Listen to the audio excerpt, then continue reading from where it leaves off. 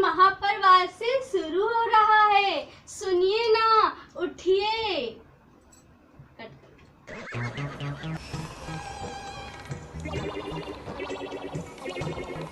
क्या रे दया, सोने देना। मैं सपने में 16वें स्वर्ग तक पहुंच गया था। मोक्ष थोड़ी ही दूर था कि तूने भी। यही होता है। ये क्या बात है टप्पू के पापा, उठिए ना, चलिए। जेठिया, ए जेठिया। जी जी बापूजी, मैं बस उठ ही गया हूँ बापूजी। और मुझे याद है कि आज से 10 लक्षण महापर्व शुरू हो रहे हैं। मैं बस फटाफट तैयार होकर ही आ रहा हूँ। पर ये दया है ना, बड़। ठीक है, जल्दी से तैयार हो जाओ। पहले हम मंदिर जी जाएंगे, फिर पूजा करेंगे और फिर प्रवचन में भी बैठेंगे। बहू, तूने चाय पी ली हो तो जरा टप्पू को भी तैयार कर लो।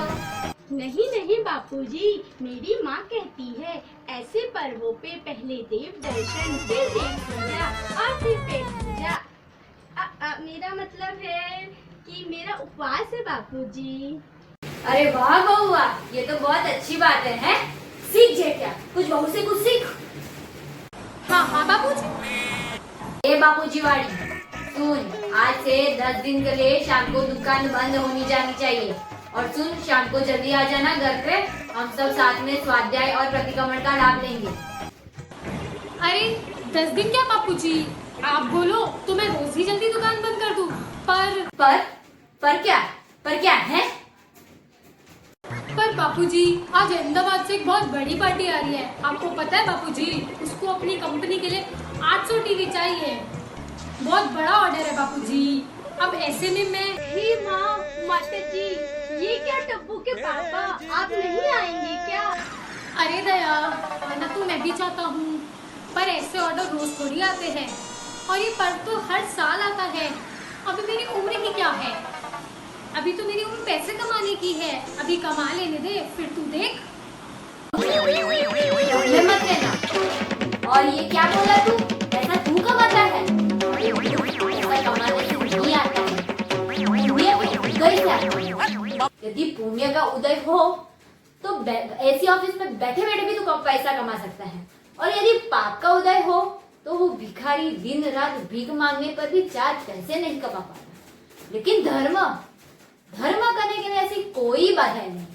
धर्म माने वस्तु का स्वभाव, उसे कोई भी समझ सकता है। उसके लिए उम्र, छोटा बड़ा, राजा हो, रंक हो, स्त्री पुरुष, सभी आसानी से सीख सकते हैं। और जेठिया, तुझे ये बात किसने सिखाई कि पैसे मिलने से तू सुखी हो जाएगा? अरे जेठिया, यदि पैसे मिलने से सुखी हो सकता तो ये जो करोड़पति लोग हैं वो दिन रात आकुल क्यों रहते? बोल। अरे जेठिया, सुख तो अपनी आत्मा में है। और देखो पता है, और आपको पता है, सिकंदर था ना, उसने भी बहुत धन कमाया था, लेकिन आखिर में क्या हुआ? उसने हाथ तो खोल ही दिए ना। और अपना वो धीरिया बापूजी? धीरूभाई अंबानी हवे क्या लेके आया था और क्या लेके गया? अरे जेठिया, धर्म तो ऐसी कीमती चीज है कि हमारे साथ भव तक रहेगी, अनंत काल तक सुखी ही सुखी। बापूजी। हाँ जिगरे। बापूजी, आपने मेरी आंखें खोल दी। अब मैं रोज देव दर्शन करूंगा, स्वाध्याय करूंगा और अपनी आत्म कल्याण के लिए कम से कम 24 मिनट तो विचार जरूर करूंगा। मेरी माँ हमेशा कहती है कि सुबह का भूला अगर घर वापस आ जाता है तो उसे भूला नहीं कहते।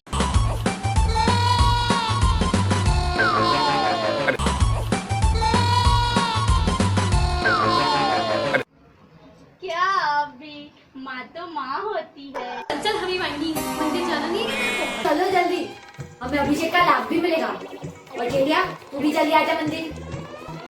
तो देखा दोस्तों, दादाजी ने तो हमारी आंखें ही खोल दी है। हम क्यों समझ नहीं पाते हैं कि जिस संपत्ति या धन कमाने के पीछे तू मारा फिरता है उसे भोगेंगे तो सब, पर तू पाप पर पाने को तुझे अकेला छोड़ देंगे। तो इसलिए अगर कुछ कमाना ही है तो ज्ञानानंद की संपत्ति कमाओ, जिसे केवल स्वयं ही अकेले भोगेंगे चिरकाल तक। तो आइए दोस्तों, देखते हैं कि हम मेहता साहब के घर का क्या हाल है। कहीं जाइएगा नहीं, देखते रहिए तारक मेहता का उल्टा चश्मा। ज्ञान के आनंद में जुड़ते रहिए। रिम झिम रिम झिम। ये क्या तारक, कैसे महापर्व के दिन तुमने सुबह सुबह फिल्मी गाने चला रखे हैं कि भगवान की भक्ति क्यों नहीं गुनगुनाते हो? जैसे मैं महापुण्य उदय से जिन धर्म पा गया। वो सब तो ठीक है अंजलि, पर इतनी सुबह सुबह तुम तैयार होकर कहाँ जा रही हो? कहीं शॉपिंग तो नहीं ना? तारक, मैं मंदिर जी जा रही हूँ, तुम भी चलो ना, साथ में जाएंगे। अंजलि, मंदिर जी तो मैं भी आना चाहता हूँ, पर मुझे अर्जेंटली आर्टिकल कंप्लीट करना है। तुम चलो, मैं थोड़ी देर में आ जाऊंगा। जाते जाते मेरा एक काम करोगी, इस बारिश के मौसम में गर्मा गर्म चाय और पकौड़ी बनाओगी तो आर्टिकल लिखने में मूड बन जाएगा। ये क्या बात हुई तारक जी?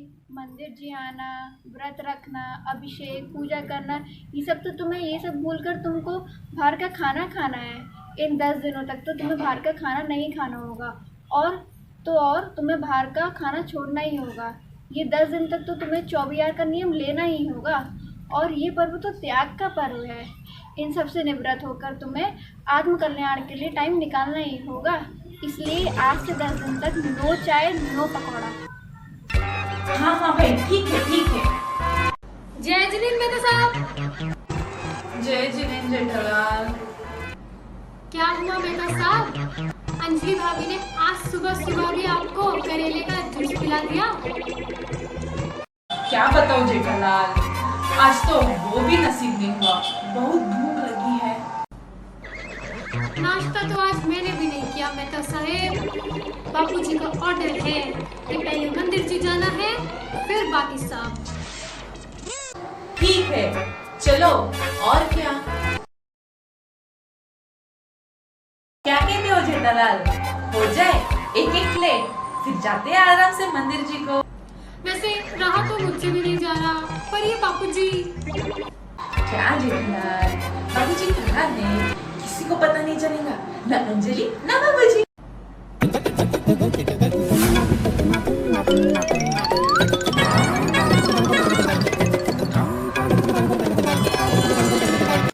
पकोड़ा बહુ સરસ છે જેઠિયા। हाँ बापूजी, लौटी लो। बापूजी, आप यहाँ? जेठिया, तुम पकड़ो ढालो। जेठिया गधेड़ा, कब अक्कल आएगी तुझे?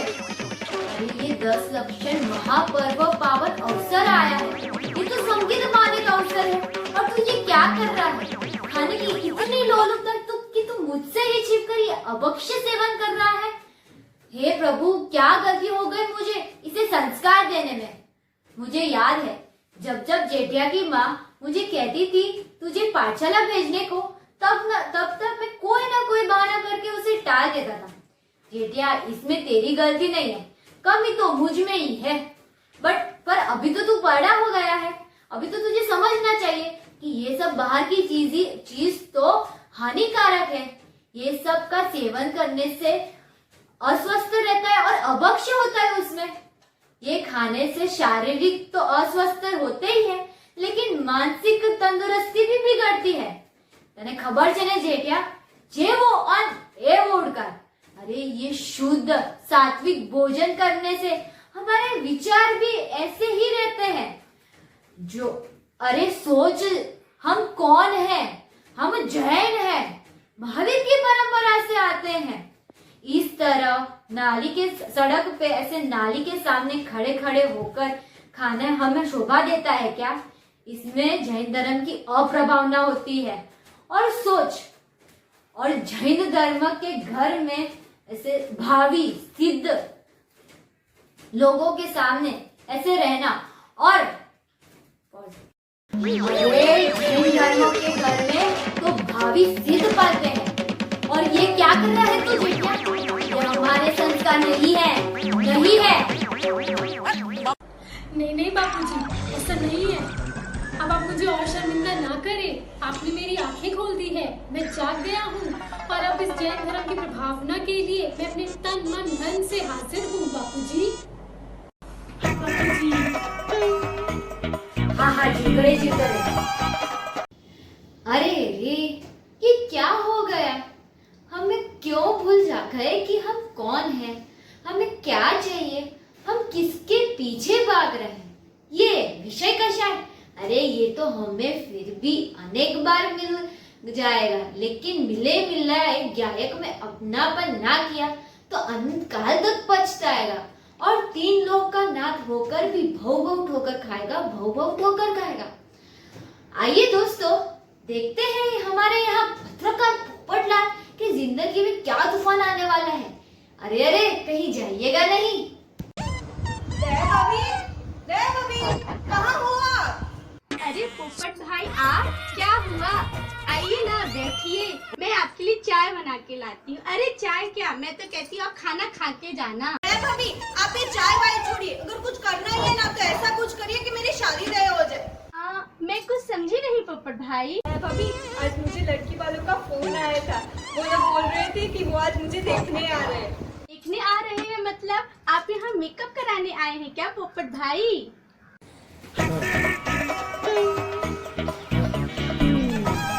क्या है? नहीं दया भाभी, आप मेरे लिए प्रार्थना कीजिए ना अपने भगवान या बाबा या देवी से कि वो लड़की मुझे देखते ही हाँ कर दे। हाँ, मेरी माँ कहती थी कि एक बाबा है जिनके दर्शन करके हम आएंगे तो हमारी सारी इच्छाएं की पूर्ति हो जाएगी। आप रुकिए, मैं अभी माँ को फोन लगा के आती हूँ। हाँ, जल्दी कीजिए ना। तो माँ कैसी है? क्या कच्ची कैरी मजे में? क्या आप भी टप्पू के पापा का कुछ भी नाम रखती हैं? अरे दया भाभी, आप मेरी बात तो कीजिए। हाँ, माँ वो तुम उस बाबा की बात कर रही थी ना? हाँ, वही जिनके दर्शन और मान्यता करने से सारी इच्छाएं पूर्ण हो जाती हैं। हाँ, ठीक है, चलिए मैं रखती हूँ। जय जिनेंद्रा। अरे रे, क्या होगा इन नादान बच्चों का? ये पोपटिया ये सब पाठशाला न जाने का और स्वाध्याय न करने का प्रताप है। इतना उत्तम जैन धर्म पाकर भी गुरु की तरफ श्रद्धा केवल एक इच्छा पूर्ति के लिए। छी! अरे ये तांत्रिक बाबा, पुलिंग के धारक, मिथ्यात्व सहित वितरागता रहित, ये तो गुरु कहलाने के भी लायक नहीं है। ये तो पत्थर की नाव समान है जो संसार समुद्र में डूबेंगे और हमें भी डुबाएंगे। ये इनका स्वयं का भविष्य नहीं जानते, वे हमारा भविष्य कैसे सुधारेंगे? अरे ये तो स्वयं राग द्वेष रहित, इच्छा सहित है, वे कैसे हमारे परिणामों का इच्छा का पालन पता लगा सकते हैं? अरे इनके पास ऐसा कोई विशेष ज्ञान तो है क्या? नहीं ना। और इच्छा की पूर्ति होना पुण्य के उदय आधीन है। तेरा पुण्य उदय हुआ तो सहज ही कार्य होगा और न हुआ तो इच्छा पुण्य नहीं होगी। उसमें भी बाबा या तांत्रिक या कोई भी पर पदार्थ स्वतंत्र कुछ भी फेरफार नहीं कर सकते। और पोपटिया, एक बात कान खोल कर सुनियो और याद ना रहे तो लिख ले। पुण्य के उदय में इच्छा की जरूरत नहीं, न चाहने पर भी कार्य होता है, और पाप के उदय में इच्छा होने पर भी कार्य पूर्ण नहीं रहता है। पुण्य उदय में चाह व्यर्थ है, नहीं चाहने पर भी हो। पुण्य उदय में चाह व्यर्थ है, सहजपने मन वांछित हो। आज तक तो मैं पूरी दुनिया को ही हिला के रख देता था, लेकिन आज तो आपने मेरी ही दुनिया हिला के रख दी। तो दया भाभी, आज से कुगुरु, कुदेव और कुधर्म की शरण लेना कैंसल। कहते हैं कि मूर्खों की कभी कमी नहीं है। यहाँ एक इच्छा की पूर्ति के लिए हम कुछ भी कर जाते हैं। क्या सही क्या गलत इसका कोई विवेक विचार नहीं रहता है। ये हमारा पुरुषार्थ उल्टी दिशा में क्यों जा रहा है? अरे अपना पुरुषार्थ सिर्फ अपने में ही चलता है, बाह्य में किंचित भी नहीं, अतः परिस्थिति नहीं, मनस्थिति बदलने का पुरुषार्थ करे, जो कि सम्यक तत्व अभ्यास से ही होगा। अरे आइए देखते हैं हमारे गोकुल धाम के एकमेव सेक्रेटरी भिड़े भाई और टप्पू सेना के बीच में क्या चल रहा है। कहीं जाइएगा नहीं, देखते रहिए तारक मेहता का उल्टा चश्मा। ज्ञान के आनंद में झूलते रहिए। आज रात 8 बजे सोसाइटी में भक्ति और सांस्कृतिक कार्यक्रम आयोजित किया गया है, तो सभी महावीर धाम वासियों को मेरा निवेदन है कि वो समय पर आकर कार्यक्रमों का लाभ ले। ठीक आहे बाबा, 8 वाजता। छी, अरे भिडे अंकल, 8 बजे नाही 8 बजे नाही। हो बाबा, प्लीज 8 वाजता नको। काय काय काय प्रॉब्लेम? काय तुम्ही लोकांना कसला गोंधळ चाललाय हा? अरे बाबा, आज 8 वाजता डांस इंडिया डांस विसरले का? अरे भिड़े अंकल, मुझे अपना FB पे स्टेटस भी अपलोड करना है। भिड़े अंकल, कुछ नाश्ता पानी है कि फिर ऐसे? सॉरी टप्पू सेना, टाइमिंग मतलब टाइमिंग, 8 बजे ही आना है। और गोली, तू क्या दिन भर नाश्ता और खाना और कुछ आता है कि नहीं तुम्हें? तुझे पता है ना, हम सब जैन हैं। जैन सूर्यास्त के बाद अन्न का एक दाना भी नहीं लेते। तो ठीक है, मैं बाहर जाके खा लूंगा अपने फ्रेंड्स के साथ। देखो एक एक करके सब झटक गए। आज किसके पास टाइम है इन सब के लिए? दादाजी को चिंता लगी रहती थी समाज को जैन बनाने की। कोई बाहर के पकोड़े खाने में मस्त है, तो कोई देवी देवता को खुश करने में, तो कोई वो नरक ले जाने वाली इडियट बॉक्स उसके सामने बैठ के पूरा टाइम पास कर रहा है। लेकिन नहीं, शांति किसको चाहिए? खुद के लिए एक समय नहीं निकाल सकता और सोच सकता है कि हु एम आई। दादाजी बोल बोल के थक गए, लेकिन सुधारना किसको है? हमें तो बस दुखी होना है। इसमें भी एक कसर बाकी थी तो भी फेसबुक की बीमारी है। क्या हमारा जीवन इतना हल्का हो गया है? हमारा घर तो विशाल हो रहा है, मगर उसमें रहने वाला मन उतना ही छोटा। हमारी सामाजिक और पारिवारिक लाइफ खत्म होती जा रही है। हमें ही बचाना है अपने युवा धन को। इस अंधकार के अनुकरण में वो मौलिकता भूल रहा है। इसी सोच को तो हमें बदलना है। अरे भिड़े अंकल, आपको भी हमारी चिंता है। आज से क्या, अभी से टप्पू सेना अन्याय, अनीति और अभक्ष का कायम के लिए तिलांजलि देती है और इस महापर्व में हमारा जीवन आदर्श भगवंतों के मार्ग पर चलकर अनंत सुखमय बने, यही हम सबकी तमन्ना है। तो दोस्तों, आज एक बात का निर्णय हम यही कर लेते हैं कि अनंत बार हमने इस शरीर के लिए धर्म को छोड़ा, धन के लिए धर्म को छोड़ा, 5 इंद्रियों को विषय के लिए धर्म को छोड़ा, मगर आज अवसर मिला है, जिन शासन मिला है, तो एक बार धर्म के लिए शरीर छोड़ के देखा जाए। और हम अपनी युवा पीढ़ी को एक ही संदेश देना चाहते हैं, ना किसी के अभाव में जियो, ना किसी के अभाव में जियो, ना किसी के प्रभाव में जियो, ना किसी के प्रभाव में जियो।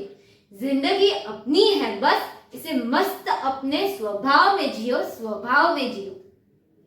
तो दोस्तों, आपको ये क्लिप कैसा लगा कमेंट जरूर कीजिएगा, और हाँ, लाइक शेयर भी कीजिएगा, जिससे हमारा प्रोत्साहन बढ़ता रहे, जिससे हम आपके लिए एक और छोटी छोटी नाटिका आपके समक्ष प्रस्तुत करेंगे। तो कहीं जाइएगा नहीं। जय जिनेंद्र।